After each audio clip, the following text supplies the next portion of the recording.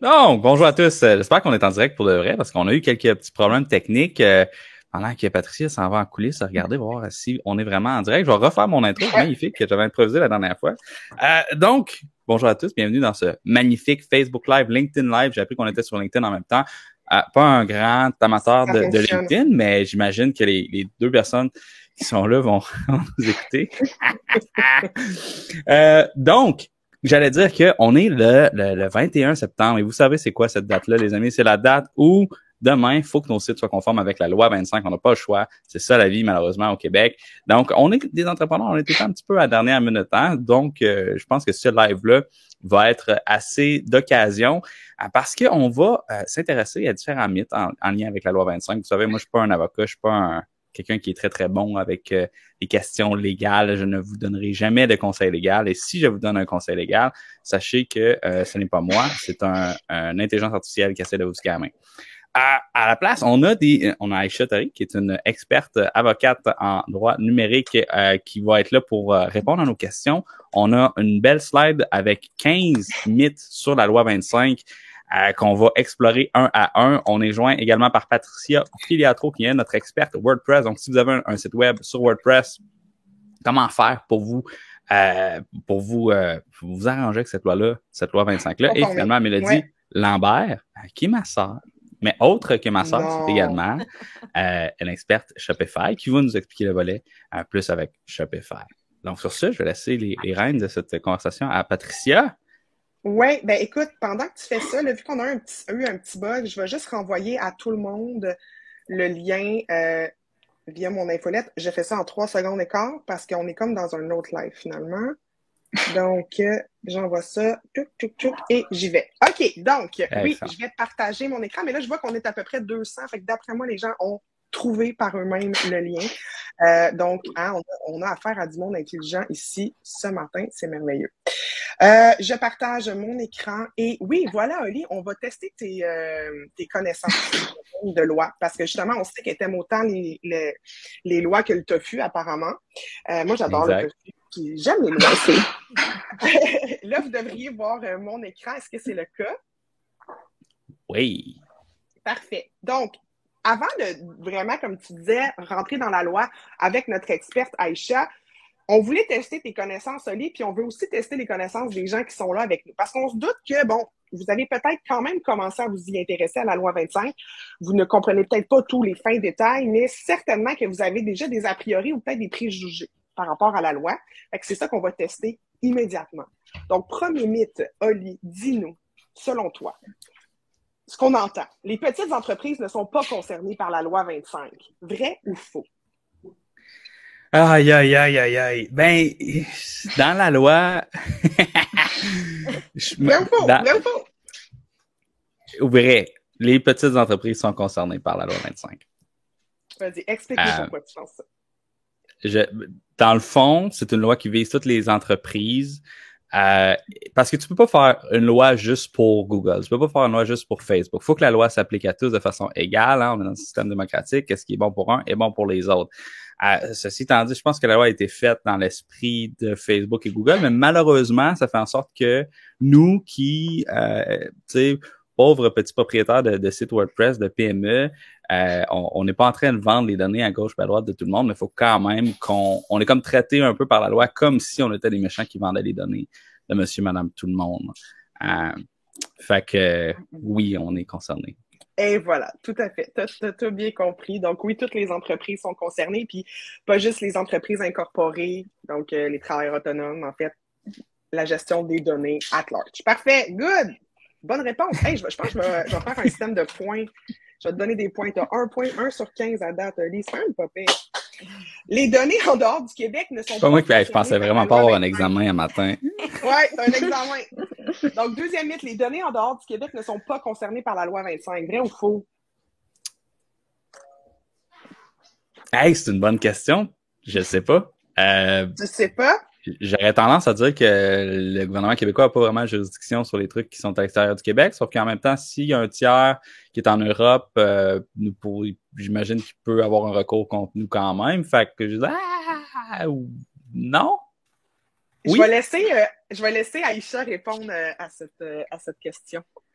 Ben, j'avais pas vu la formulation du mythe comme ça, mais je trouve la formulation intéressante parce que bon, la loi, elle s'applique au Québec, elle vise les renseignements personnels des résidents du Québec, mais on sait que les renseignements personnels peuvent être transférés dans certaines circonstances à l'extérieur du pays. Et donc, les données de résidents québécois n'arrêtent pas d'être assujetties à la loi juste parce que tout d'un coup, ils se retrouvent à l'extérieur du pays. Mais on se limite aux gens qui se trouvent au Québec. Exact. Puis, est-ce que ça veut dire si, par exemple, quelqu'un de l'Europe vient sur un site web, si on parle de la loi, mais par rapport au site web, ça veut-tu dire qu'eux aussi, on doit considérer leurs données comme on les considère pour les Québécois? C'est un résident en Europe. Excuse-moi, j'ai pas ta question. Oui, c'est un résident. En fait, moi, là, mettons, quand je vais sur un site français, je vois le même pop-up qu'un Français va le voir. Oui, fait que ça va être, c'est ça, c'est dans le même contexte que dans le RGPD, finalement. La différence entre la loi 25 et le RGPD, c'est que le caractère extraterritorial n'a pas été mentionné explicitement, mais on présume que ça va être le cas, puis que si jamais il y a des violations de droits des résidents québécois qui sont faites par des entreprises étrangères, il y aura collaboration entre les différentes autorités compétentes. À voir. Excellent. Parfait. Bon, je donne pas de point à Oli parce qu'il n'a pas vraiment répondu. Fait que là, tu as juste un point sur 15 à date. Donc, troisième mythe, seules les données sensibles sont concernées par la loi. Moi, je pense qu'il y a une pogne dans cette question-là. Je pense qu'il y a une pogne dans le non données sensibles. Moi, j'imagine qu'il y a quelque chose qui constitue une donnée sensible et une donnée non sensible. Fait que s'il y a le mot sensible en question, c'est parce qu'il y a quelque chose. Fait que je dirais oui. Mettons, je suis dans un examen à l'université, j'essaie de reverse engineer la question pour me mettre dans le pot du prof. Ma réponse est oui. Et je sais pas pourquoi. Ben, écoute, c'est non. Parce qu'en fait, ça concerne pas juste les données sensibles. Quand on parle sensible, c'est comme, par exemple, ton numéro d'assurance sociale, ta date de naissance, des données vraiment que, tu sais, ta mère, depuis que t'es née, elle va te dire, donne pas ton numéro d'assurance sociale à tout le monde, évidemment.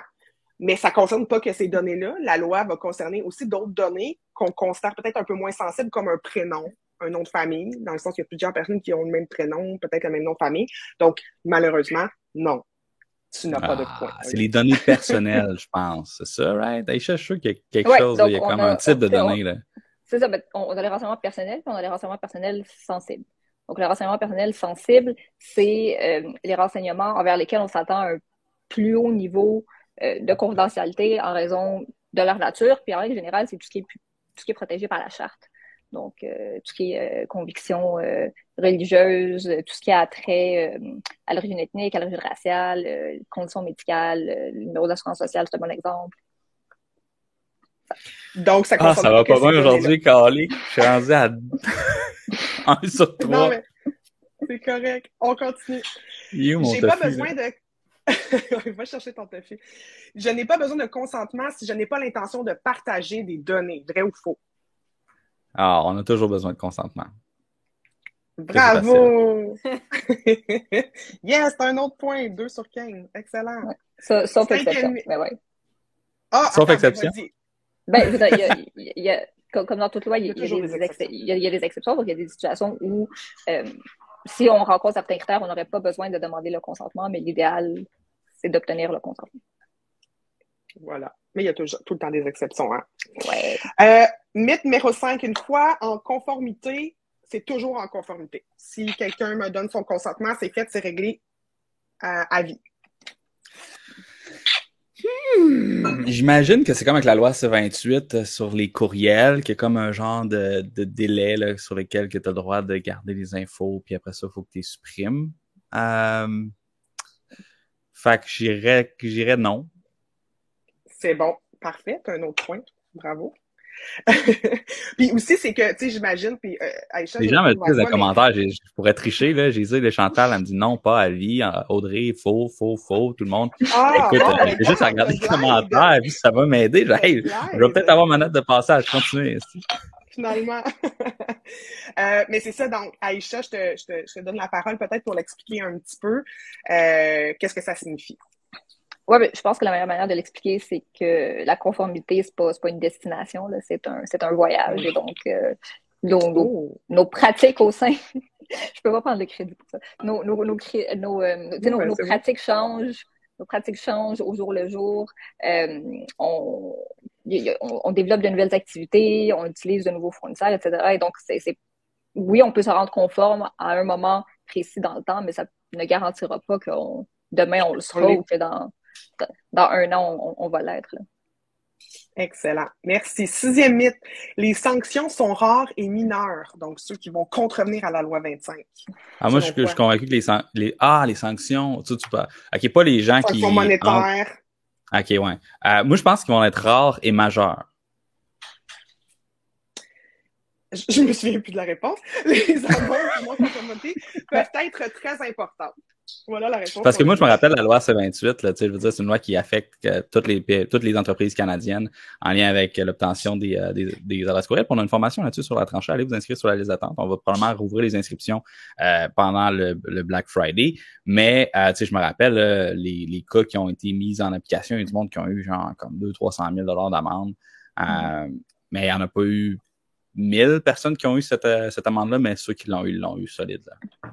Ouais. Ben, je pense qu'un peu comme ça avec la loi antipourriel, le but idéal, c'est que tout le monde se conforme. Puis le but de la Commission d'accès à l'information, c'est pas d'imposer des amendes et des pénalités à tout le monde, c'est d'assurer une protection des renseignements personnels. Puis je me rappelle même la présidente de la Commission d'accès à l'information avait dit, si on reçoit une plainte, on va contacter l'entreprise, puis si l'entreprise se conforme, ben, on va arrêter ça là. Puis ce qu'on a vu avec la loi antipourriel, c'est que souvent, les grosses amendes, c'était soit des violations qui avaient une étendue énorme, ou on parlait de sanctions répétées, puis il fallait envoyer un message, puis j'envisage que ça va sûrement être assez similaire. Mais lorsqu'on est de bonne foi... C'est ça, exactement. Si la personne le fait à plusieurs reprises, ben là, visiblement, elle n'est pas de bonne foi, cette entreprise-là. Oui. Donc, tu as un point, Oli. Bravo. En 3. La protection, tu es rendu à 4. La protection des données est uniquement le problème du service informatique. Malheureusement, non. C'est le problème du propriétaire de l'entreprise. Hein? Quand il y a un litige légal, c'est ta business, c'est toi qui en marre. C'est ça. Puis ça concerne tous les secteurs de l'entreprise. Tu sais, quand tu es un solopreneur, c'est toi-même, tous les secteurs de l'entreprise. Ouais. Mais quand tu as une plus grosse entreprise, ben c'est ça. Ça va être les services juridiques, les ressources humaines, tous les départements, finalement. Ouais. Mais ultimement, la personne qui a la plus haute autorité au sein de l'entreprise, c'est elle qui a la responsabilité de la conformité, même si elle délègue cette fonction-là. Puis, voilà. Tu sais, comme pour faire un peu de pouce sur ce mythe-là, je pense que c'est important peut-être de discuter que dans ton organisation, c'est pas juste le PDG qui va, ou la personne qui est déléguée là-dessus du service juridique qui va être impacté par cette loi-là. C'est-à-dire que si tu as des gens qui sont au service à la clientèle, qui sont aux ventes, eux, il faut probablement qu'ils captent des données personnelles, probablement qu'eux autres, ils emmagasinent des données personnelles. Fait au niveau du traitement de comment est-ce qu'on utilise ces données-là, j'imagine qu'il va y avoir des nouvelles procédures d'affaires à développer pour se conformer. C'est pas juste quelque chose qu'on met sur le site. Ça concerne tous les aspects de communication avec les gens. Oui, surtout que tous les renseignements personnels ne sont pas qu'informatiques. Donc, on peut avoir des renseignements personnels sur papier, sur des bandes audio, etc. La loi s'applique à tout ça. Excellent. 8e mythe, je n'ai pas besoin d'informer les utilisateurs si nous avons une violation de données. Oh ouais, on a Desjardins has left the chat. By the way, je vois, on a comme plein de questions là, dans les commentaires. Là, fait que rassurez-vous, je les vois et on va avoir une paire de questions à la fin, ce qu'on va essayer de les faire en rafale. En fait, gênez-vous pas pour les mettre tout au long que vous en avez, puis on va y revenir. On n'aura peut-être pas le temps de les faire au fur et à mesure, mais on va y rendre. Donc, j'ai pas besoin d'informer les utilisateurs. Moi, je pense que oui, on a besoin. Je pense que j'imagine que on a une provision dans la loi qui nous force à s'humilier publiquement pour dévoiler notre incompétence quand on a une paire de données. La réponse, c'est ça dépend des circonstances. Et donc, je renvoie la balle à Aïcha. Oui, ce que la loi prévoit, c'est que si on pense que il va y avoir un préjudice, un risque qu'un préjudice sérieux soit causé à la personne concernée, là, à ce moment-là, il faut aviser la commission d'accès à l'information, puis tout tiers qui serait pertinent d'aviser. Puis la raison, je pense, pour laquelle on n'a pas besoin d'aviser tout le monde en tout temps, c'est parce que un incident de sécurité, c'est pas nécessairement ce qu'on voit à la télé, c'est pas nécessairement les gros hacks, c'est pas nécessairement les ransomware. Un employé qui a accès à un document sur lequel il y a des renseignements personnels qu'il ne devait pas voir et auquel il n'a normalement pas accès, c'est un incident de sécurité. Vas-tu envoyer un communiqué de presse pour ça si, ultimement, il n'y a pas vraiment de risque de préjudice sérieux? Non. Et donc, à part si on pense qu'il va y avoir un risque de préjudice sérieux, puis là, il y a des critères pour l'évaluation, on n'a pas besoin d'informer l'utilisateur, mais on peut le faire. J'imagine que si on le fait pas, puis qu'il y a un risque de préjudice sérieux, est-ce qu'il y a quelque chose dans la loi qui pourrait nous pénaliser? La commission peut nous forcer à le faire. Il faudrait que je vérifie, mais il y a peut-être aussi une sanction liée à ça. Puis, tu sais, il y a sûrement une différence.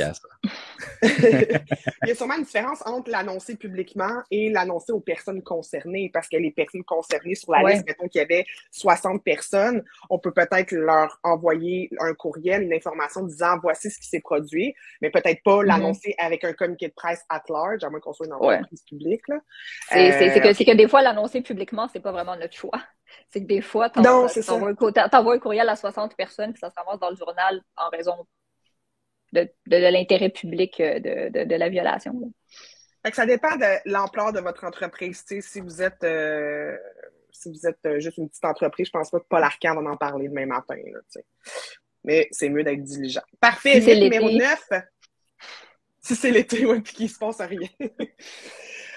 Mythe numéro 9, les entreprises B2B, business to business, ne sont pas concernées par la loi. Hey, ça, c'est une bonne question, tabarouette, je sais pas. Hey! Tant peu, là. J'imagine que c'est la loi de protection du consommateur. Tu sais, c'est pour les consommateurs, c'est pas pour les entreprises. Mais comme... Qu'est-ce qui te fait dire ça? Ben, c'est des renseignements personnels. Une entreprise, les renseignements d'une entreprise, c'est pas personnel, c'est d'entreprise. Ben, moi, chez PF Communication, je fais des sites web. Mes clients, c'est aussi des entreprises. Je gère leurs données personnelles. Oui, mais c'est genre l'affaire. Moi, je pense, parce que tu vas me dire si j'ai tort ou si j'ai raison, mais je pense que si Ginette, avec qui tu fais affaire, que Ginette travaille pour l'entreprise X, consulte ton site web, mais c'est Ginette qui consulte ton site web, puis toi, tu détiens des informations personnelles comme l'adresse IP, le navigateur, puis d'autres informations qui pourraient servir à identifier Ginette et vendre les informations de Ginette à des annonceurs. Puis, by the way, ceux qui vendent des informations là, à des annonceurs, c'est n'importe qui a une bannière AdSense sur son site web, vend techniquement des informations à des annonceurs. Fait tu sais, c'est Ginette que tu vends ces infos, pas la compagnie X pour laquelle Ginette travaille, parce que la compagnie, elle va jamais visiter ton site web. C'est une nuance dans ma tête. Il est quand même tôt, hein, je pense, café. Oui, vas-y. Ben non, mais c'est faux, parce que ça concerne toute forme d'entreprise, que tu sois un ostéopathe qui est directement avec des individus, donc des particuliers, ou que tu sois un ostéopathe qui vend de la formation à d'autres ostéopathes, donc qui est plus dans un contexte B2B. Dans les deux cas, la loi s'applique à toi. Tu as peut-être quelque chose à rajouter, Aïcha, là-dessus? Oui, c'est que la loi s'applique aux renseignements personnels, mais on précise dans la loi que pour les renseignements personnels qui concernent l'exercice d'une fonction au sein d'une entreprise, donc un employé au sein d'une entreprise, ces informations-là, ces renseignements personnels-là qui sont directement liés à l'exercice de la fonction au sein de l'entreprise, la loi s'applique pas. Donc, le nom de la personne, son adresse de courriel professionnel, le téléphone du lieu de travail, l'adresse du lieu de travail, ce genre d'informations-là, la loi ne s'y appliquerait pas, mais des gens qui font du B2B savent pertinemment qu'ils ont des renseignements personnels sur les gens avec qui ils deal dans d'autres entreprises. Donc, avoir les dates de naissance de ses clients pour s'appeler de leur envoyer un bonne fête, celle de leurs enfants, leur couleur préférée serait peut-être pas un renseignement personnel, mais les entreprises B2B aussi ont des renseignements personnels qu'ils collectent, et aussi, aujourd'hui, il y a pas beaucoup dans beaucoup de situations, il n'y a pas beaucoup de délimitation entre le renseignement personnel et le renseignement personnel dans le contexte de l'entreprise. Donc, des gens qui utilisent leur numéro personnel au travail. L'adresse courriel perso, le Gmail, au lieu de prendre l'adresse de business. Mais ça demeure un renseignement personnel. Mhm. à ce moment-là. C'est très nuancé. Je vais te donner un demi-point, Oli, là-dessus, OK? Mythe numéro 10, les OSBL, OBNL, name it, sont exemptés de la loi. Je pense pas. Je pense pas qu'ils soient exemptés. Ça serait bizarre qu'ils soient exemptés. Sinon, je vais me transformer en OBNL. Regarde là. Exact, ils sont pas exemptés. Je sais pas, Aïcha, si tu veux rajouter quelque chose là-dessus. Ben, c'est que en droit, la définition d'entreprise, elle est large. Puis, je veux dire, le fait que ce soit lucratif ou non n'empêche pas le fait qu'on peut être dans un contexte d'entreprise ou non. Puis aussi, et je crois que les organismes publics sont non seulement assujettis, mais c'est encore plus sévère pour eux. Là, on parle d'OBNL. Parce qu'eux, ils ont une autre loi. Ouais. C'est ça, il y a une autre loi qui est encore plus sévère. Oui, donc la grande majorité des obligations sont similaires, mais c'est vrai qu'il y a quelques petits exemples additionnels à plusieurs égards. Excellent. Je vais accélérer pour qu'on ait le temps de tout faire. Donc, il y a une durée de conservation. Oui, c'est ça, on en avait parlé. Il y a une durée de conservation spécifique pour les données. Parce que je ne sais pas si tu sais, Oli, mais il faut les détruire, les données, après un certain temps. Est-ce que, selon toi, c'est écrit dans la loi un temps précis, tant d'années, tant de mois? Ben, j'imagine que oui, là. J'imagine que ouais. Fait que c'est ça. Comme c'est la question préférée d'Aïcha, je vais lui laisser répondre. Ça a l'air compliqué. Alors, est-ce qu'il y a un chiffre magique? Non, il n'y a pas de chiffre magique dans la loi qui dit tu peux garder des informations pendant 7 ans. Ça n'existe pas. On peut... La durée de validité du consentement, c'est jusqu'à l'accomplissement de la fin pour laquelle on a obtenu le consentement. La durée peut être étendue sur des obligations légales à respecter, donc obligations fiscales. Je pense aux professionnels qui ont des fois des obligations de tenue de dossier qui peuvent faire en sorte que même qu'une fois que la fin est accomplie, on pourrait conserver des renseignements. Mais c'est une évaluation à faire pour chaque renseignement. Donc, c'est pas vrai que si j'ai besoin de m'identifier sur place pour une fin précise, que vous avez besoin de garder, de faire une copie de ma pièce d'identité puis de la garder pendant aussi longtemps que mon adresse courriel si je me suis abonné à votre infolettre. C'est pas comme, mettons, mon rapport d'impôt des 5 ou des 7 dernières années, je suis obligée de garder tout ça. C'est ça. Il n'y a pas de chiffre comme on l'aurait au niveau de l'impôt. Non, mais il se pourrait que vous vouliez conserver des renseignements personnels justement à des fins de respect d'obligations en lien avec la fiscalité. Ça, la loi vous le permettrait, puis ça serait correct. Donc, si la loi le permet, on peut dépasser le délai, mais sinon, on conserve le renseignement jusqu'à l'accomplissement de la fin pour laquelle le consentement a été obtenu.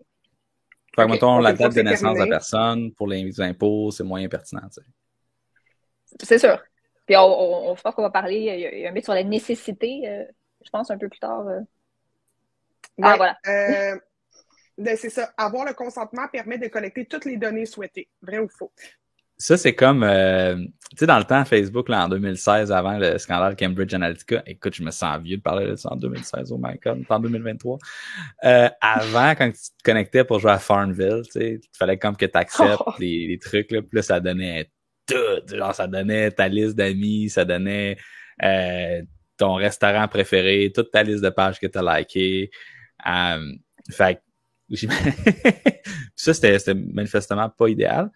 Fait que je pense que maintenant, dans les formulaires de pop-up qu'on voit sur les sites web, tu as comme différents types de cookies. Fait que j'imagine que dans le fond, il y a des cookies qui sont essentiels, puis des cookies qui sont pour le bon fonctionnement du site, puis il y en a d'autres que non. Fait que j'imagine qu'il y a différents types de consentement. Ça fait du sens?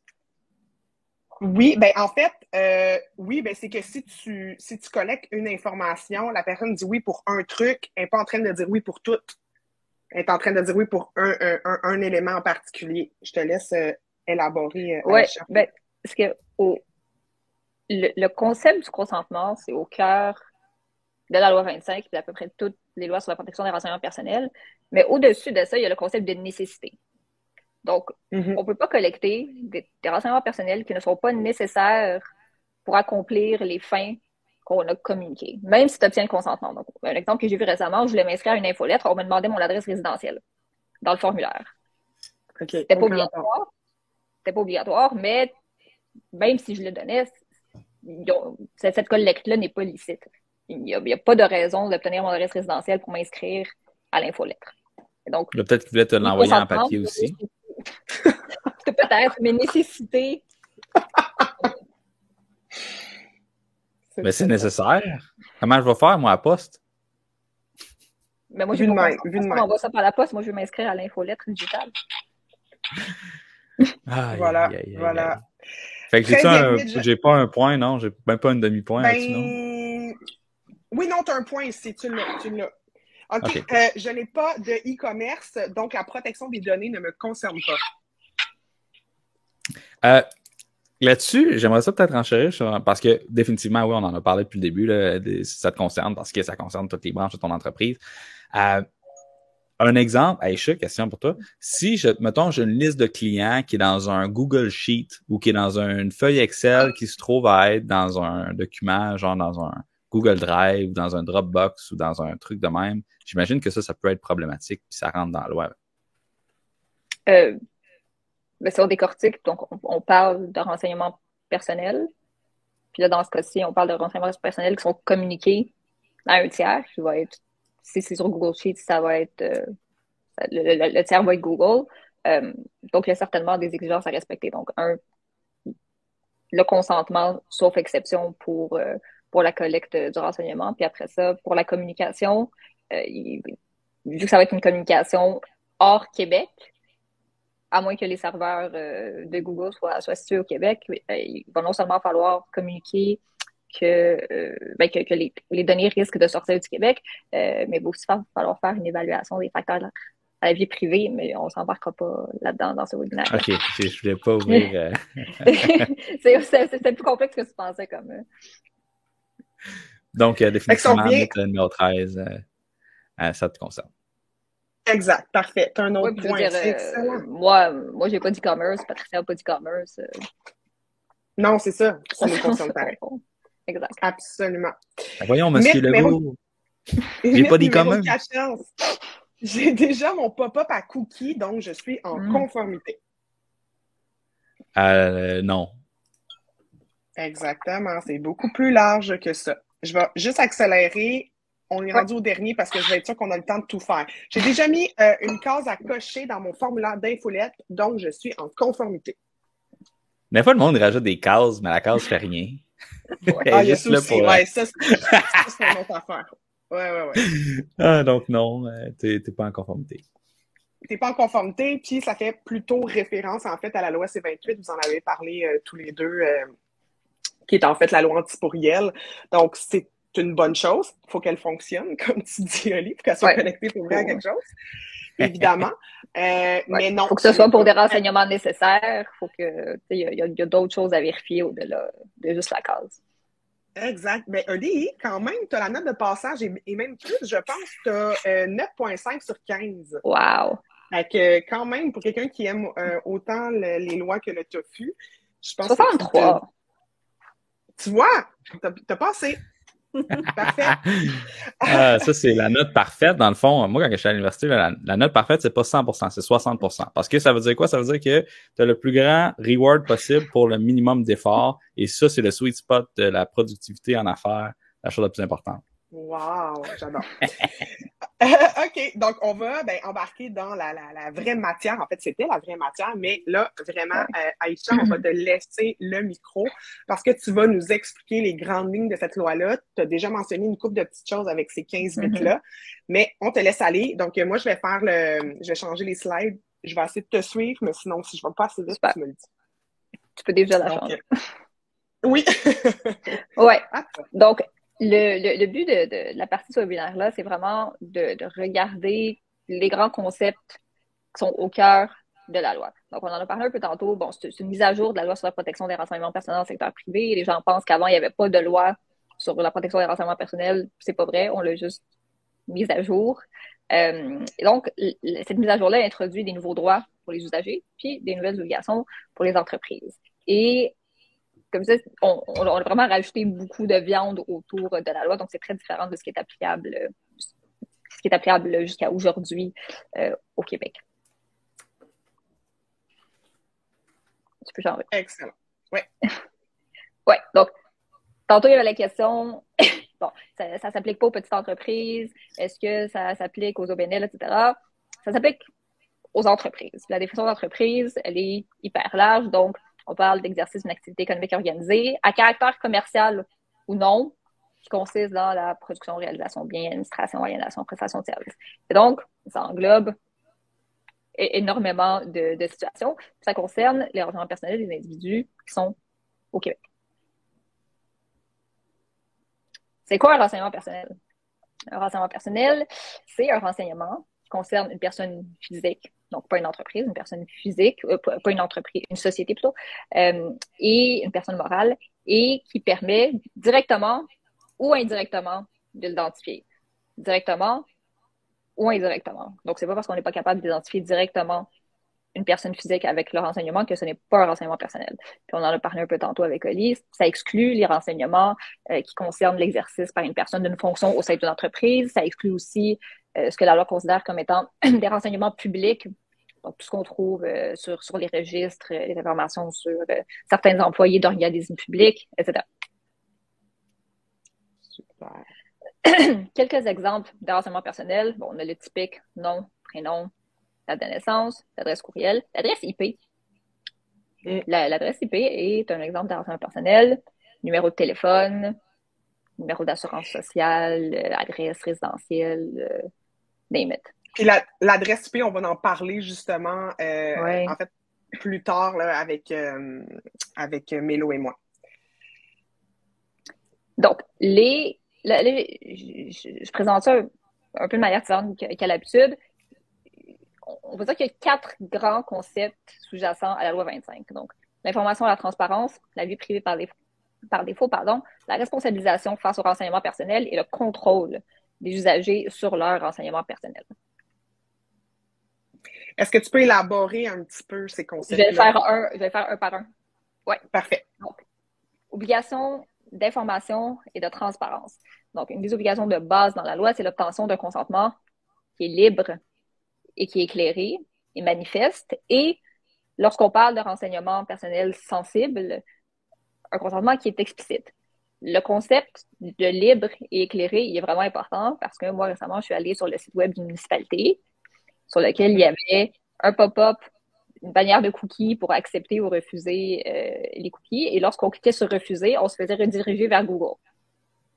Et donc, j'imagine le citoyen de la ville qui ne veut pas accepter les cookies, mais qui se retrouve à devoir les accepter parce que sinon, il n'est pas capable de consulter le site de sa ville et d'obtenir les renseignements qu'il veut obtenir. On est loin du consentement libre dans cette situation-là.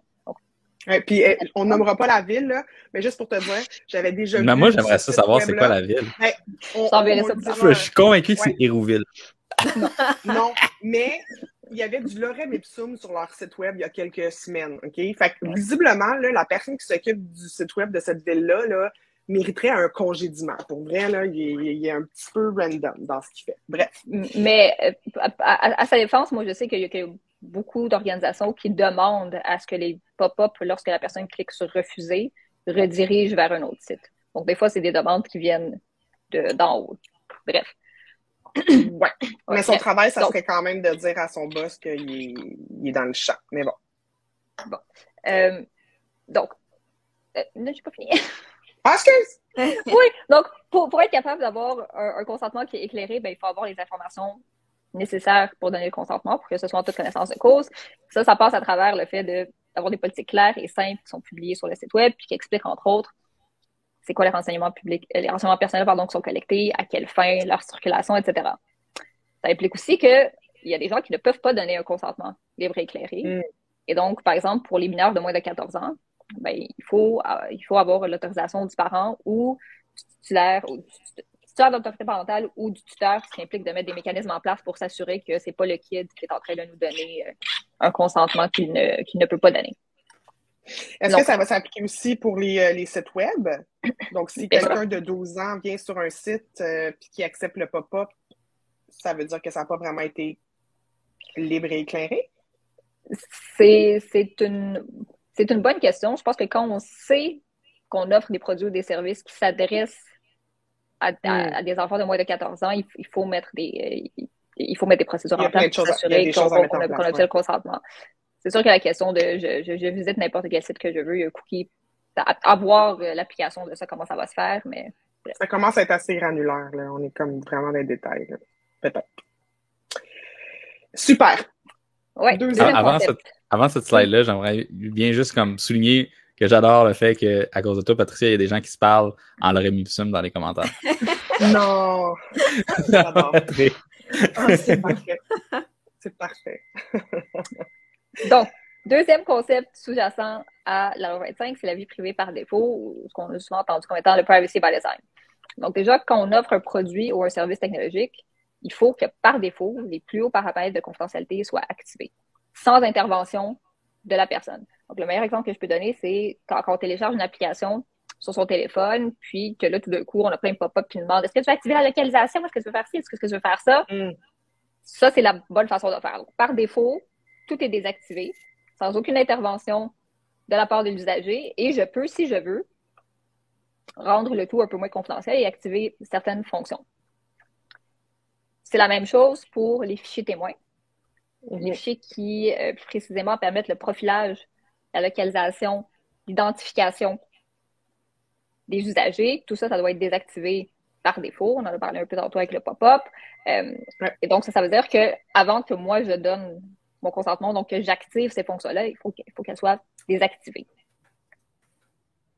Au-delà de ça, on ne collecte que ce qui est nécessaire pour les fins mentionnées. Je veux dire tantôt, même s'il y a un consentement. Et la conservation, elle est pendant une durée précise. Donc, l'accomplissement de la fin pour laquelle elle a été collectée, plus long si la loi nous le permet, mais c'est tout. Excellent. Puis, tu sais, si on en parle, tu l'as mis, là, les témoins, les cookies, c'est qu'en fait, la personne peut naviguer sur le site web et ne jamais même se préoccuper du pop-up, ne jamais accepter ou refuser. Ben, ça veut dire que tacitement, elle a refusé, finalement, parce qu'elle n'interagit pas avec le pop-up. Donc, elle dit pas oui, elle dit pas non, ça veut dire non. Ben, ça veut dire qu'ils doivent être désactivés. Ils se trompent, c'est ça. C'est comme si... On ne peut pas présumer le consentement à ce moment-là parce qu'il faut un consentement explicite. C'est ça. Exactement. Parfait. Ensuite, concept de responsabilisation. Donc, l'entreprise qui collecte les renseignements personnels en est responsable. La loi 25 introduit une nouvelle fonction qui est celle du responsable de la protection des renseignements personnels. C'est par défaut la personne ayant la plus haute autorité, mais la fonction, elle peut être déléguée par écrit. Évidemment, il faut lui donner les ressources nécessaires pour faire ça. On ne peut pas juste déléguer puis dire arrange-toi avec ça.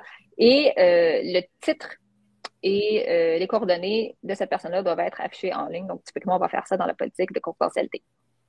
Donc, on est responsable de la collecte des renseignements, mais ça veut dire qu'on est aussi responsable de ces renseignements-là à travers tout le cycle de vie du renseignement personnel. Donc, on est aussi responsable lorsqu'on partage ces renseignements-là aux tiers. Il faut obtenir un consentement à cet effet-là, sauf exception. Pour les exceptions, il y a certains critères qu'il faut rencontrer.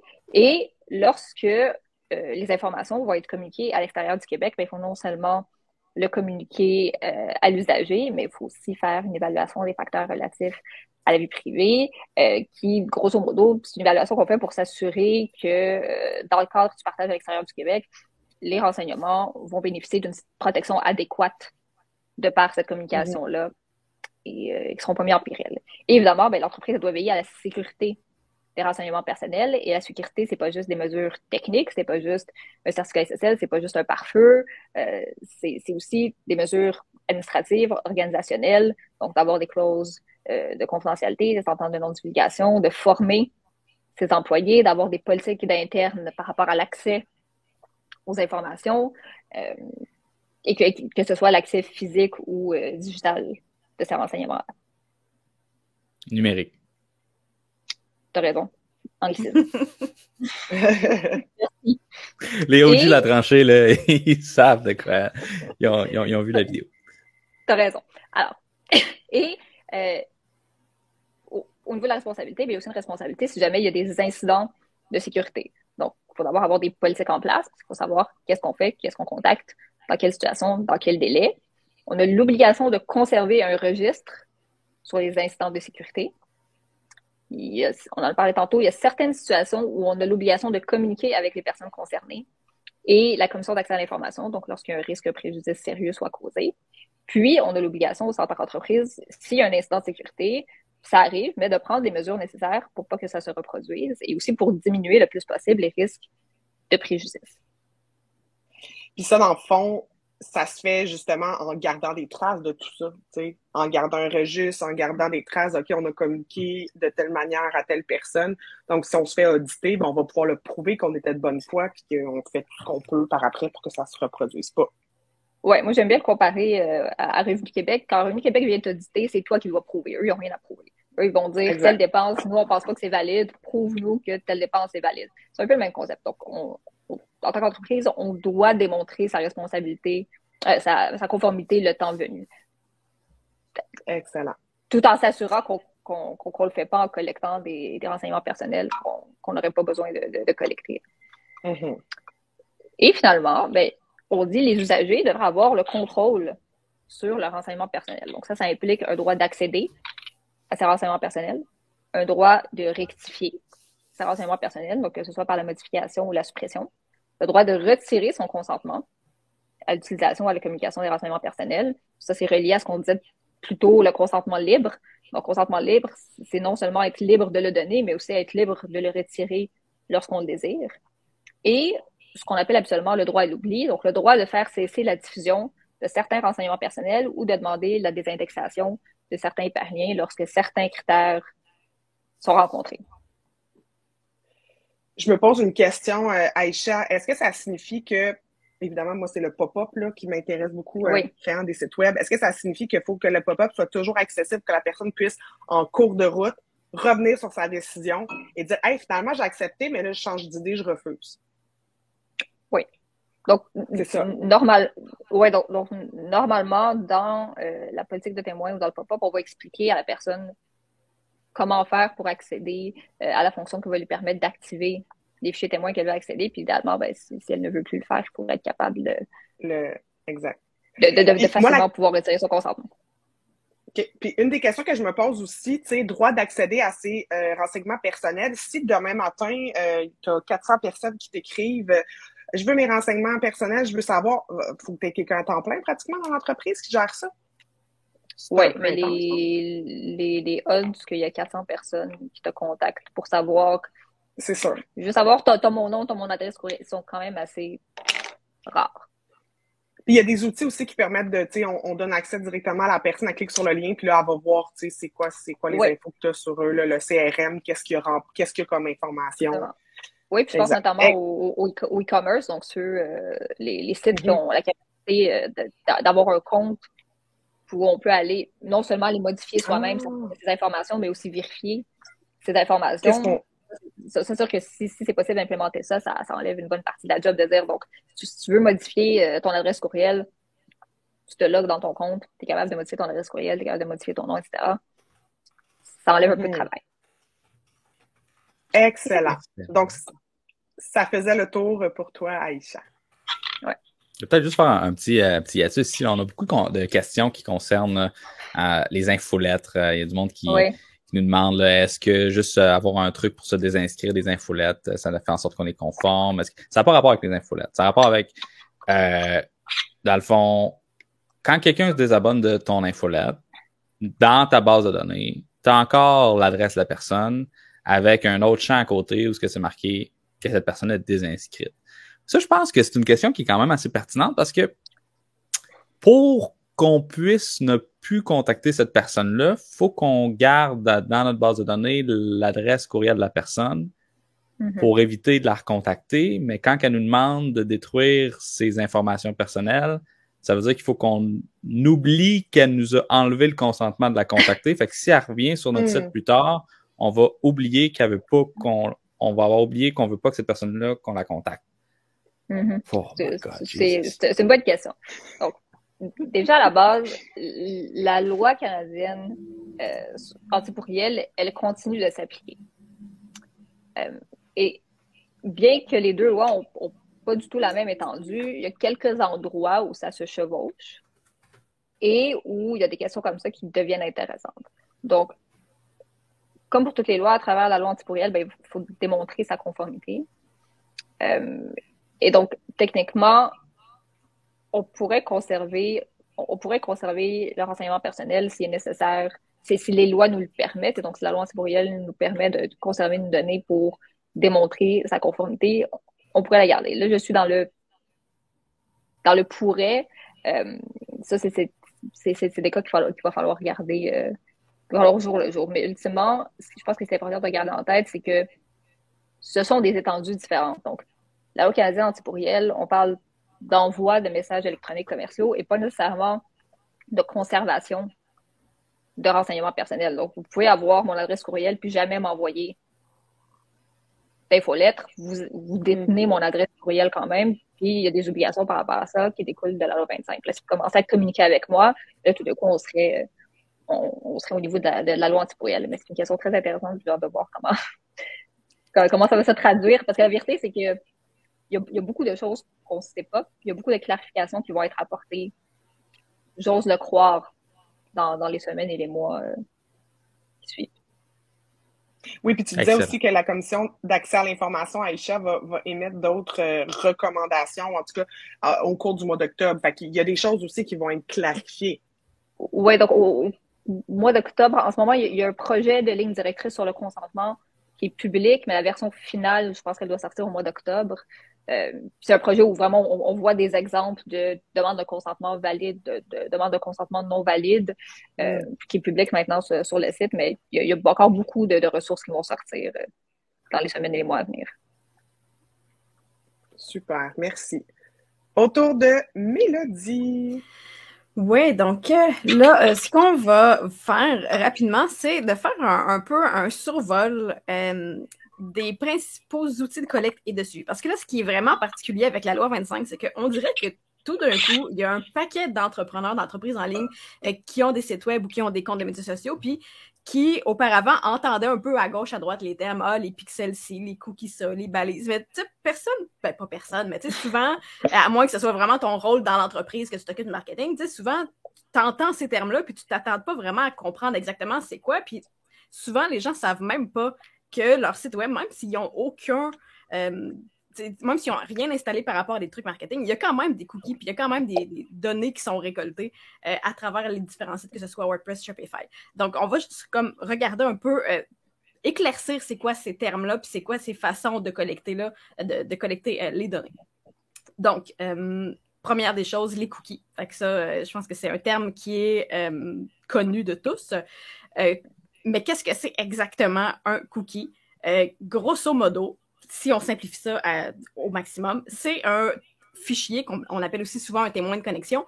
C'est un petit fichier qui est stocké sur l'ordinateur ou l'appareil mobile de l'utilisateur quand il va visiter un site web, puis qui va nous transmettre des informations spécifiques liées au site web. Donc, c'est quelque chose qui est, ben, comme je viens de le mentionner, qui est installé sur l'ordinateur ou l'appareil de l'utilisateur. Donc là, c'est vraiment ce qui va être encadré de façon très serrée aussi par la loi 25.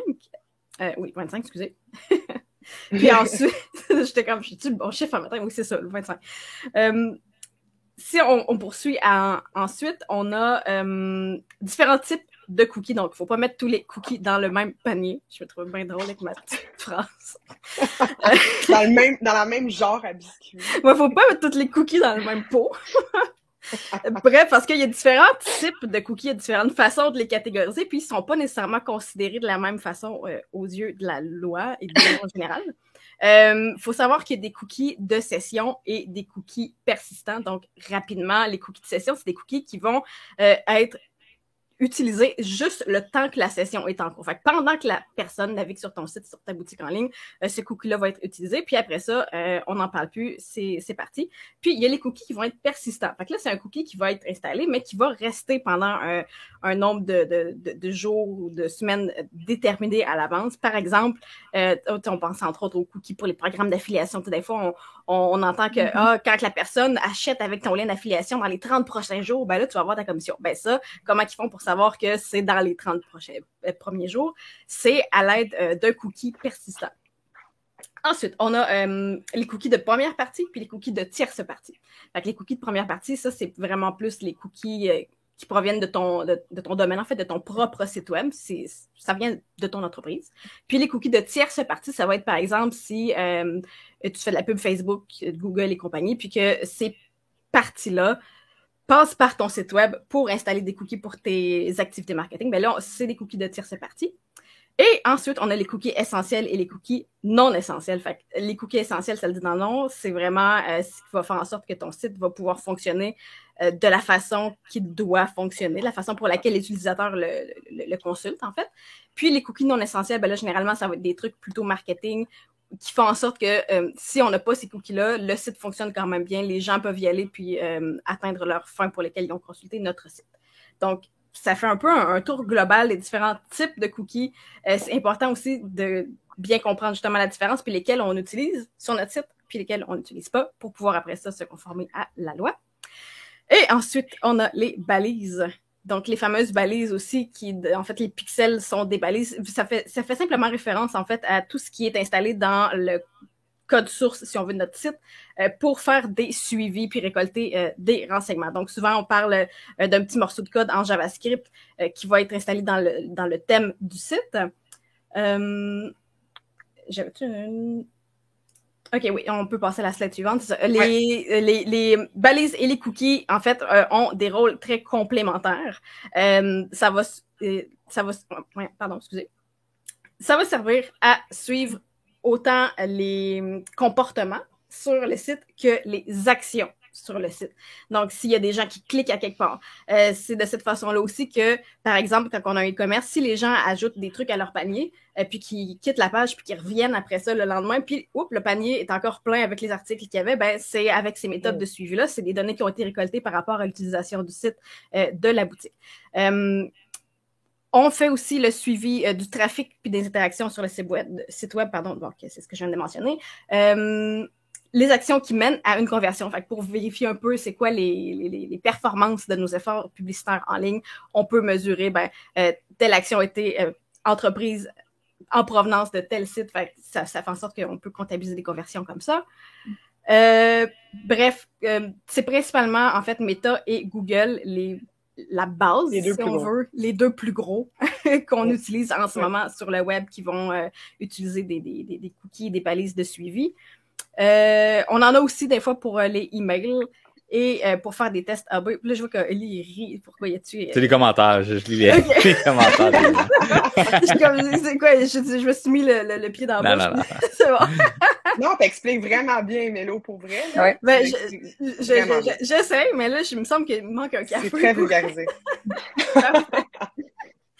OK. Fait que c'est ça. Grosso modo, ça fait un peu le tour d'horizon de ce qui va être important justement pour les entreprises qui ont un site web en ligne, de prendre connaissance puis d'essayer de comprendre qu'est-ce que vous utilisez pour récolter les données des gens, des visiteurs. Absolument.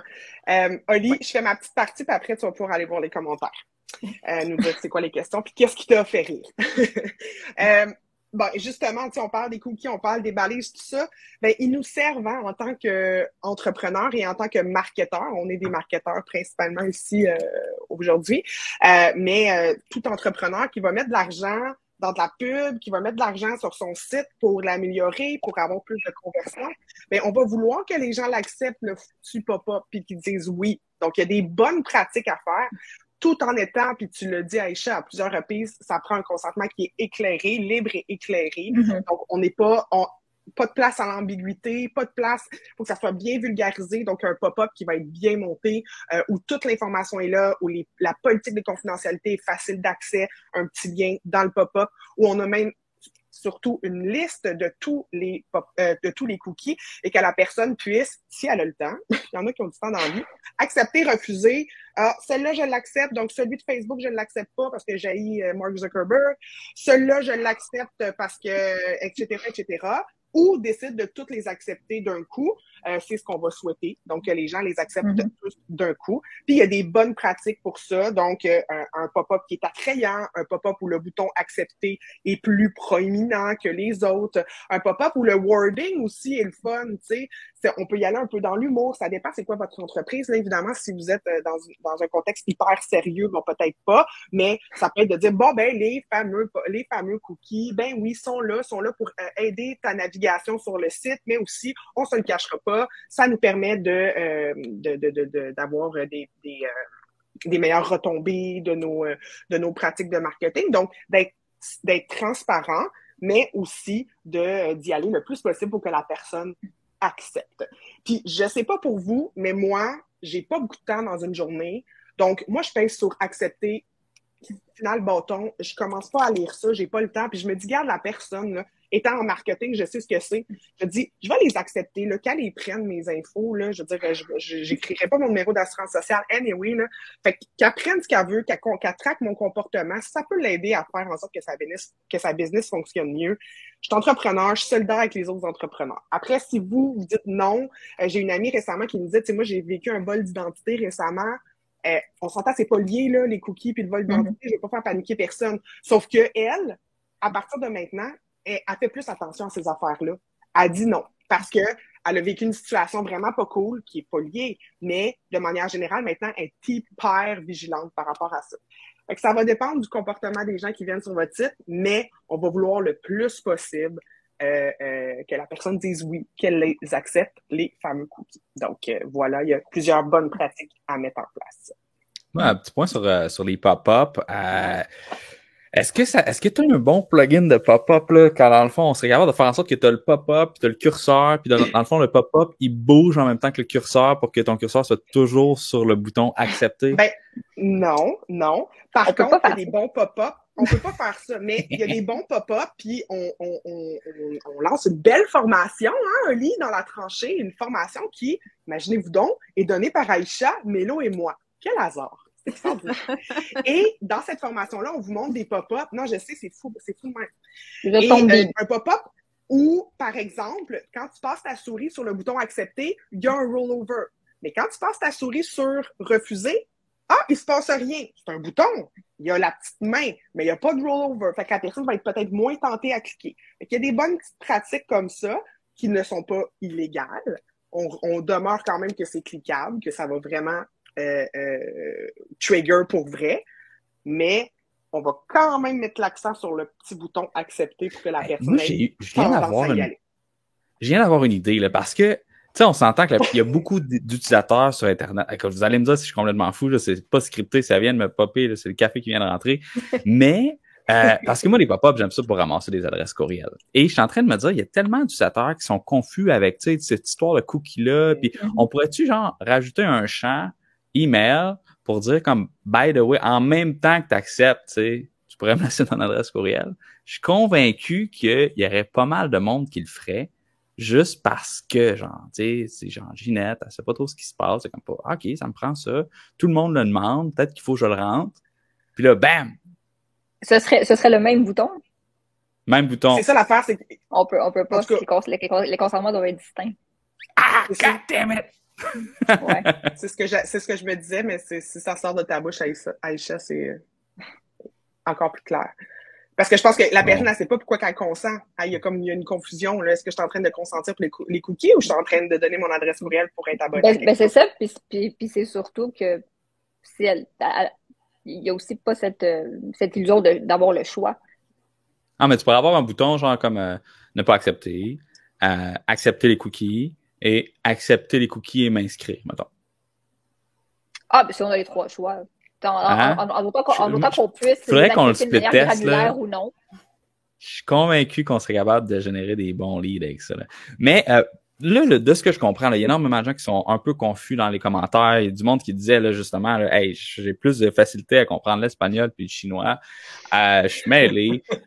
J'ai juste une page Facebook. Ça m'affecte-tu? Oui, ça t'affecte. Il y a du monde qui sont comme, ben là, moi, je sais pas, là, j'ai pas de site web, ou c'est-tu la personne qui a mon site web qui est responsable de ça s'il arrive quelque chose? Non, c'est toi, faut que tu sois responsable. Puis là, tout ça pour dire que les gens sont un peu comme, oh my God, faut que je m'occupe de ça. Et là, tu viens de spill the bean. Patricia, on a une formation Oui. sur la tranchée qui sort aujourd'hui. Elle vient de sortir, elle est en ligne sur le site web. J'imagine que quelqu'un peut... en tout cas, l'URL, il faudrait qu'on mette l'URL à l'écran ou qu'on publie ça dans les commentaires à différents endroits. Oui, donc, c'est une formation qui est offerte par Patricia, Aïcha et Mélodie. Mélodie qui n'a pas parlé beaucoup, mais Mélodie, quand elle parle, hein, ça s'en va droit au but, c'est pertinent. C'est là, toujours comme une mitraillette à valeur, cette fille-là. Et formation, on a un offre de lancement qui est justement affiché à l'écran. Merci Patricia. Donc, normalement, on va être à 595 $ plus taxes, qui est, je tiens à le souligner, beaucoup moins cher que l'amende potentielle. Tu parlais de l'amende potentielle, Aïcha? C'est combien là, que ça va coûter au monde si tu ne suis pas notre formation? Ça va dépendre.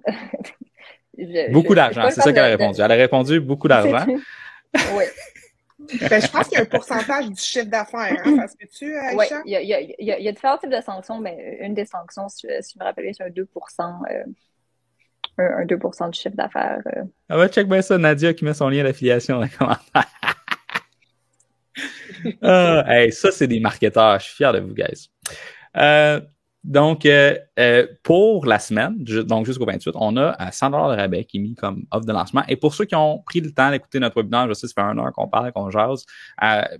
Pour vous remercier d'avoir pris le temps de nous écouter, jusqu'à samedi soir, vous avez un autre 100 $ de rabais. Donc, ça vous revient à 395 $ plus taxes. Vous avez juste à appliquer le code promo lancement lors de votre inscription.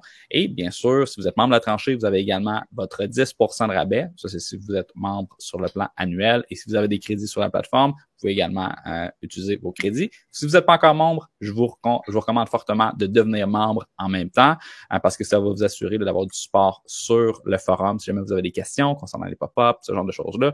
Moi, Robot Olivier, qui est un robot basé sur moi, qui est très sympathique et qui veut prendre ma place, il nous a avoué là, récemment qu'il était en train de comploter pour essayer de me remplacer. Ben, il va vous répondre et moi aussi, je vais vous répondre. Donc, vous allez avoir Olivier et Robot Olivier pour vous aider.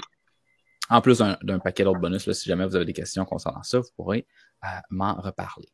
Donc, Patricia, je vais te laisser peut-être plus un peu parler de la formation, le score où il y a un bonus aussi, je pense, qui va être offert. Parle-nous de ça. Oui. Oui, absolument. Donc, il y a un bonus si vous achetez pendant la semaine de lancement, un bonus de 1 heure avec Aïcha, Mélo et moi, le 27 octobre à 11 heures. Ça va être une rencontre de groupe, donc vous ne serez pas en one-on-one avec nous. Et le but, ça va être de revenir sur le contenu de la formation puis s'assurer que vous avez bien saisi les enjeux. Évidemment, il n'y aura pas de conseil juridique de la part de Aïcha, mais ça va être de vous orienter au sein de la formation, qu'est-ce qui marche bien, qu'est-ce qui marche moins bien pour vous. Je veux rebondir sur un commentaire super pertinent de Claude. Claude Surprenant a dit « La date limite, c'est demain pour se conformer. » What the heck? Ben oui, c'est demain. Évidemment, vous ne serez pas les seuls à pas être conformés, là. Je veux dire, Oli n'est pas conformé. Moi, je suis à peu près popé conformé. Aïcha aussi, Mélo aussi, mais c'est pas encore parfait. J'ai des clients, il y en a des... Je pense qu'il y a une étude là-dessus. On a fait un sondage pour demander est-ce que les gens étaient conformes par rapport à cette deuxième vague. Puis je pense qu'il n'y a aucune entreprise qui a dit qu'elle serait conforme. Exact. Donc, juste pas de panique, Claude, et pas de panique, tout le monde. C'est correct, c'est normal, mais c'est le moment de s'y mettre. C'est ça que ça veut dire. Puis dans la formation, on est ultra pratique. Bien sûr, Aïcha passe au travers tout ce qu'elle a dit aujourd'hui, mais plus, avec plus de détails sur la loi. Mais ensuite, Mélo et moi, on vous prend par la main et si vous avez un site Shopify, Mélo va vous dire tout quoi faire pour le conformer. Et moi, un site WordPress. Donc, toutes les étapes que vous devez faire, le conformer, puis on va même plus loin, comment sécuriser votre site. Bien sûr, c'est une formation sur le marketing. On est des expertes marketing, donc on ne touche pas aux notions internes de votre entreprise, donc tu sais votre comptabilité, vos affaires, les données qui sont à ces endroits-là, bien que tu en parles, Aïcha, quand tu vas expliquer la loi. Mais on va vraiment y aller, Mélo et moi, dans votre site web. Puis honnêtement, votre site web, c'est votre vitrine, c'est ce que les gens voient. Donc, il faudrait que ça soit fait le plus vite possible, cet aspect-là. Le reste, c'est plus interne. Vous allez peut-être prendre un peu plus le temps qu'il faut là, dans les prochaines semaines pour le mettre en place. Donc, c'est vraiment une formation qui est, oui, théorique, mais surtout pratique. On vous dit exactement quoi faire. On vous montre des outils. On vous montre des outils de pop-up. Tantôt, Oli, tu disais, ça serait quoi les pop-up? On en a, on vous en présente. On vous en présente des gratuits, mais aussi des payants. Honnêtement, les outils gratuits, ça vaut pas grand-chose. Quand c'est gratuit, malheureusement, souvent, c'est pas la grosse affaire. Il y a des lacunes dans ces outils-là, mais on en parle dans la formation. Donc, je vous le dis, en quelques heures, vous allez être capable de conformer votre site web. Là. Donc, à la limite, si vous vous y mettez cet après-midi, pour demain, ça va être fait. Mais comme on vous le dit, c'est pas grave si c'est pas fait. Donc, c'est la formation sur laquelle on travaille là, toutes les trois depuis plusieurs mois. Les filles, on a commencé en janvier à travailler là-dessus. Donc, voilà. Puis c'est ce qu'on vous offre là, dans un contexte de lancement hyper avantageux. Là, pour 400 $, vous avez tout ce qu'il vous faut entre les mains. Puis comme tu disais, Oli, c'est pas mal moins cher que les sanctions qui pourraient vous être auxquelles vous pourriez faire face. Alors voilà, j'ai mis le lien dans les commentaires. J'ai mis le code promo, donc le mot lancement, c'est le code promo pour le 100 $ de rabais supplémentaire. Je ne sais pas si vous avez autre chose à rajouter. On peut répondre aux questions. Ouais, est-ce que vous avez des choses, Mélodie, Aïcha, est-ce que vous avez des commentaires de plus à... Non, la seule chose, par exemple, c'est que j'ai vu, à travers les commentaires, qu'il y a vraiment beaucoup de questions. Des questions très pertinentes, des fois des affaires auxquelles aussi, des angles aux questions qu'on n'avait pas pensé. Ça pourrait peut-être être intéressant d'ajouter une petite section FAQ dans la formation aussi, à la fin. Fait comme ça, au fur et à mesure, quand il y a des cas de figure plus précis, on pourrait aller répondre, puis de façon à ce que ce soit évolutif aussi. Ça pourrait être intéressant pour les autres. Puis ça me rappelle aussi, tantôt je disais que on va avoir des précisions dans les prochains mois. Il y a des documents qui vont être mis à jour. Moi, je vais les mettre à jour au fur et à mesure. Donc là, dans la formation, il y a un lien vers le projet de ligne directrice sur le consentement. Quand on va voir le document final, je vais le remplacer par le document final. Même chose pour les exemples. On va mettre le tout à jour au fur et à mesure qu'on a des précisions. Exact. Donc, c'est ça, c'est évolutif comme formation. Mm-hmm. Et là, je vois des gens qui disent, là, faut répondre aux questions parce que là, ça fait 3 questions que je pose puis il faut qu'on commence je vais avoir des réponses. Donc, on va se mettre un genre de 15 minutes. Fait que là, il est rendu 11h10. Donc, jusqu'à 25, on va essayer de pitcher le plus de questions possible. Je vais repartir d'en haut pour prioriser ceux qui ont posé les questions en premier. Il y en a plusieurs qu'on a répondu au fil et à mesure qu'on a discuté, mais quand même. Donc, la première, Caroline Leclerc. Puis, je vais essayer, dans le fond, en rafale, de répondre aux questions. Et si jamais j'ai tort, Aïcha, Mélodie, Patricia pourront me reprendre. Donc, Caroline Leclerc demande, mais si je vends via un site qui est basé au Québec, mais que 100% de mes ventes sont faites à l'étranger, est-ce que la loi 25 s'applique? Donc, la réponse à ça, tantôt, c'était, ça s'applique pour les gens qui sont au Québec. Donc, les personnes et les individus qui habitent au Québec, s'ils viennent sur ton site web, il faut que tu leur demandes leur consentement pour être capable d'utiliser les pop-up, les cookies, pardon. Question pour toi, Aïcha, pendant qu'on est sur le sujet. Est-ce qu'on pourrait avoir un filtre par adresse IP qui fait en sorte que si la personne accède au site web à partir de l'extérieur du Québec, on n'a pas besoin de demander le consentement? Il y a beaucoup de sites qui ont fait ça lorsque c'était le moment de se conformer au règlement général sur la protection des données. Mon chien n'est pas content. Le règlement européen. Donc, selon où on était dans le monde, on voyait quelque chose de différent, on voyait des politiques différentes.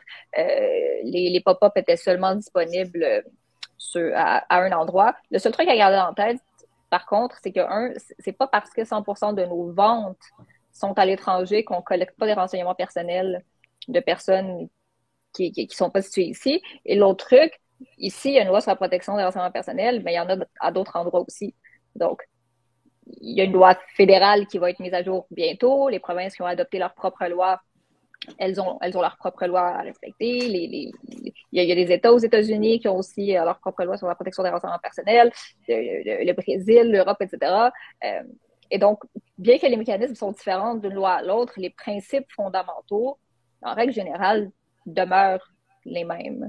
Donc, faut pas penser qu'on est clearé juste parce qu'on va à l'étranger. Il y a d'autres. Dans le fond, on est mieux de se conformer à la loi québécoise, puis par biais, on va se conformer aux autres.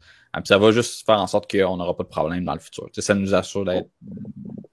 Oui, quand on est dans une entreprise où on fait affaire partout dans le monde, la pratique la plus commune, c'est de se conformer à la loi la plus stricte. Faut juste faire attention.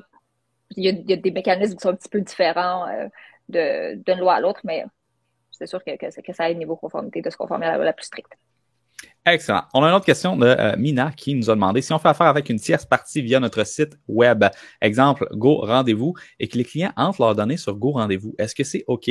Donc ça, c'est particulier comme cas parce que j'imagine que tu as une page sur ton site où ce que tu embeds un formulaire qui appartient à un tiers. Il va falloir que tu mettes dans ta bannière de cookies.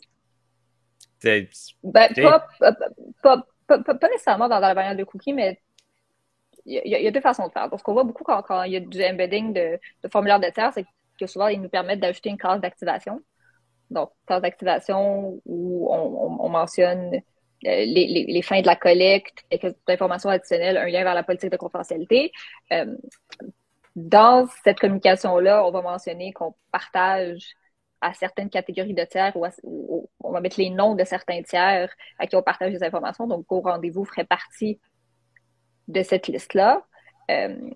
Et si on est dans un contexte où on n'obtient pas de consentement, donc vous vous dites, moi, je ne mettrai pas de case, rien, il y a l'exception de la communication à des fins d'exécution d'un contrat de service. Donc, techniquement, vous et Go Rendez-vous, il y a un contrat. Donc, vous techniquement, n'auriez pas besoin d'obtenir le consentement parce que les informations seraient nécessaires pour l'exécution de ce contrat-là, mais il y a des modalités à respecter qui est, vous devez avoir un contrat écrit entre vous et Go Rendez-vous. Donc, ça, normalement, c'est les conditions que vous acceptez quand vous vous inscrivez. Et il y a certains points qui doivent être inclus dans ce contrat-là. Donc là, il faut prendre le temps d'aller vérifier est-ce que dans les conditions d'utilisation, les points qui sont prévus dans la loi 25 étaient prévus. Dans beaucoup de situations, c'est juste plus facile d'obtenir le consentement.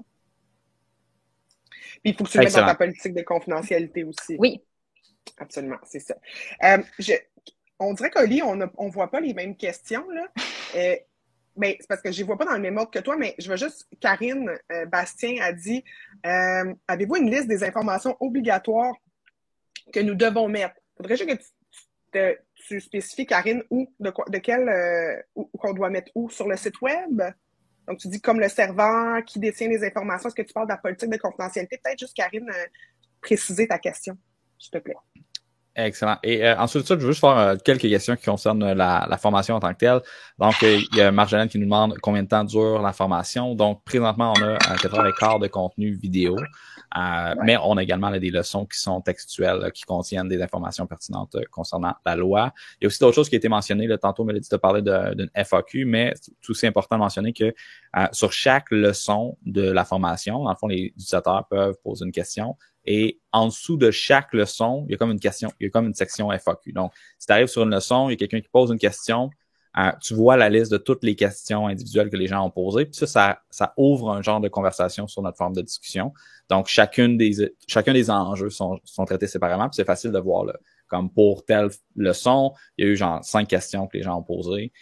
Puis ça reste là tout le temps. C'est facile d'aller revoir ces informations-là. Donc, ça fait en sorte que si jamais vous avez des trucs particuliers pour vous, ben les autres personnes qui vont suivre la formation, mettons si vous êtes sur Wix, si vous êtes sur Squarespace, puis qu'il y a des particularités là-dessus, puis que c'est répondu dans les commentaires, ben ça va être pour tout le monde. Et ensuite de ça, est-ce que lorsqu'il va y avoir des mises à jour, pas des mises à jour, mais des clarifications sur cette formation-là, est-ce qu'il va y avoir des mises à jour qui vont être ajoutées sur la formation? J'imagine que oui, les filles? Oui, absolument.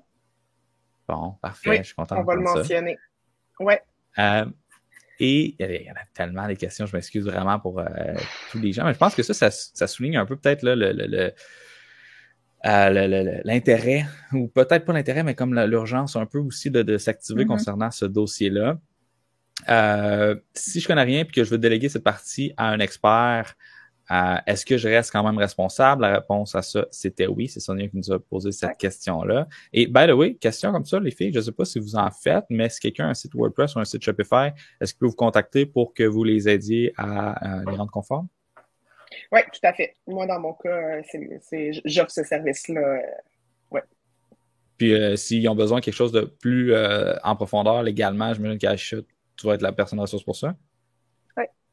Fait que là, dans le fond, en ayant cette formation-là, vous êtes vraiment bien équipés. Là. Vous avez une équipe autour de vous de gens compétents qui ont passé depuis le mois de janvier à se casser la tête pour vous autres. Absolument incroyable.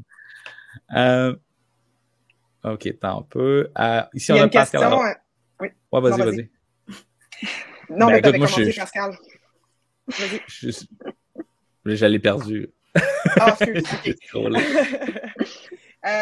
Attends, mais moi aussi, c'est ça l'affaire, parce que vu que tu y allais, j'ai comme descendu. Vous dire, là, dans le cadre de la formation, on vous montre des outils pour savoir c'est quoi les cookies qui sont sur notre site. Donc, tu sais, peut-être que vous le savez pas, là, tu sais, si c'est pas vous qui avez bâti votre propre site web, vous savez peut-être pas c'est quoi les cookies qui sont récoltés. Dans la formation, on vous montre des outils, des extensions, des choses pour faire un scan de cookies.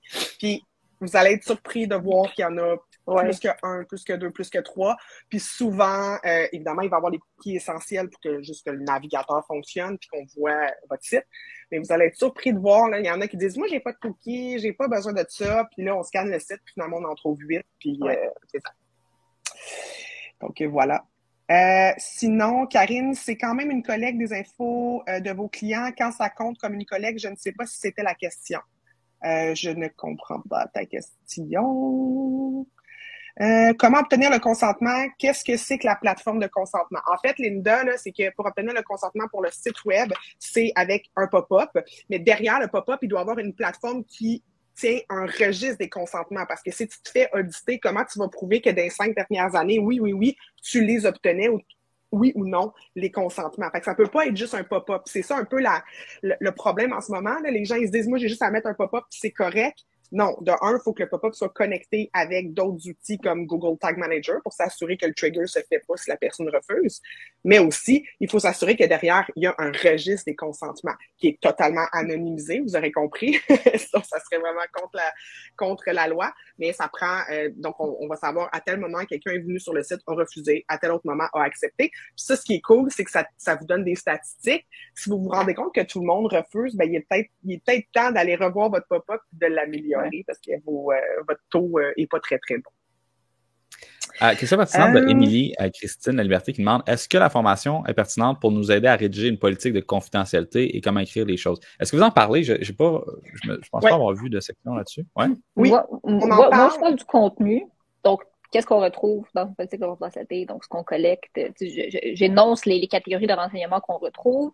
Mais c'est sûr que c'est pas une aide à la rédaction mot par mot, mais ça vous donne qu'est-ce qui normalement devrait être mentionné.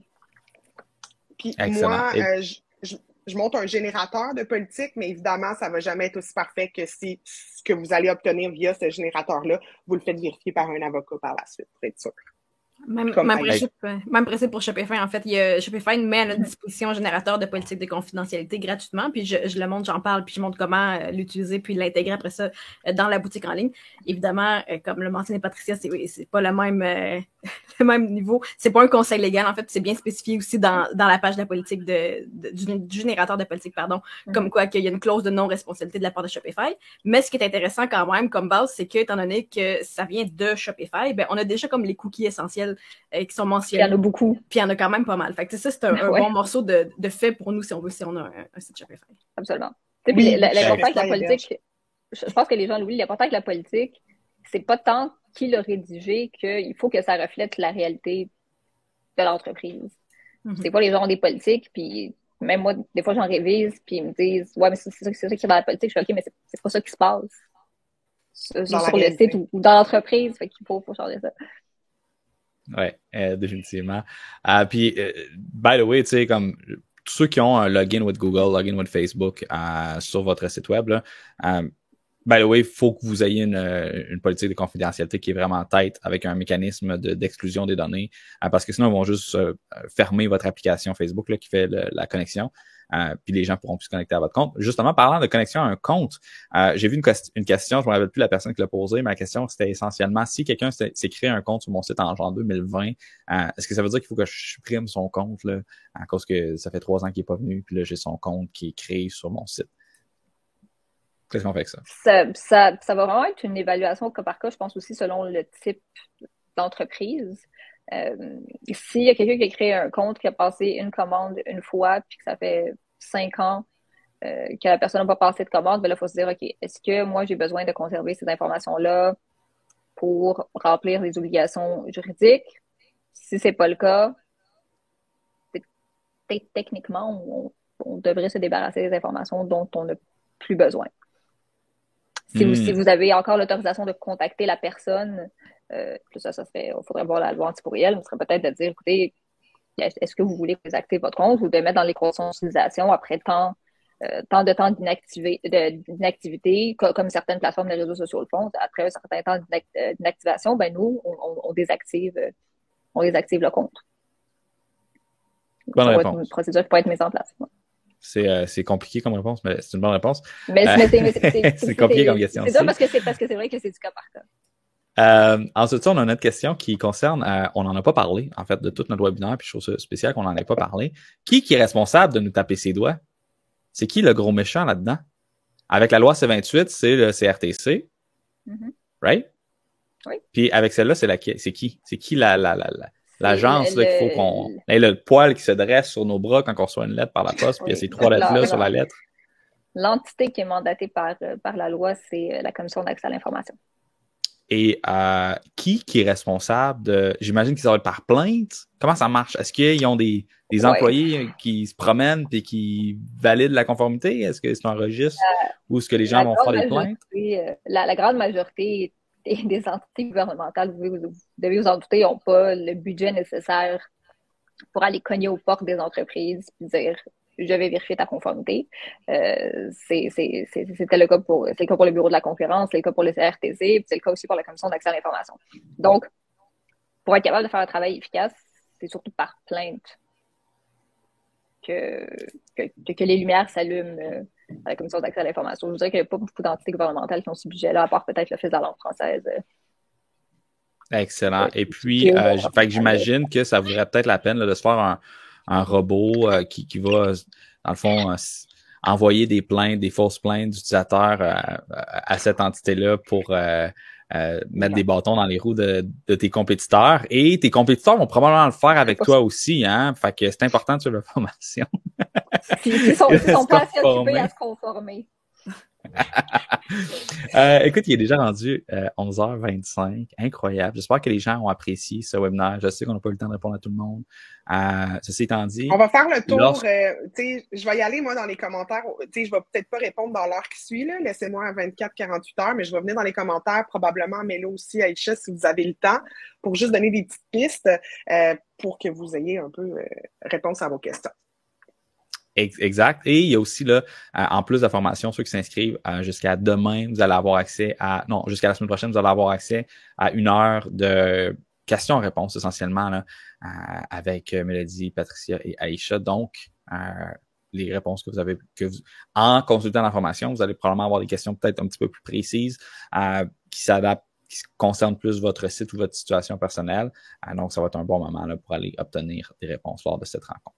Alors, si jamais vous avez des questions ou quoi que ce soit sur la page directement sur le site web, il y a une section enseignants et sous le nom de chacun de ces enseignants-là, donc Aïcha, Mélodie et Patricia, il y a un bouton marqué envoyer un message, donc vous pouvez les contacter directement à partir de la plateforme de La Tranchée ou sinon sur les médias sociaux, j'imagine, qui vont pouvoir vous répondre. Et si jamais vous avez des questions en lien là, avec tout ce qui est la plateforme, La Tranchée, la garantie de La Tranchée, remboursement, etc., l'abonnement, whatever, ça va être à moi que vous allez dédier ces questions-là. Alors, merveilleux. Merci d'avoir été merci là. à tous. Merci. Passez une bonne journée. Bonne journée. Salut, guys. Bye.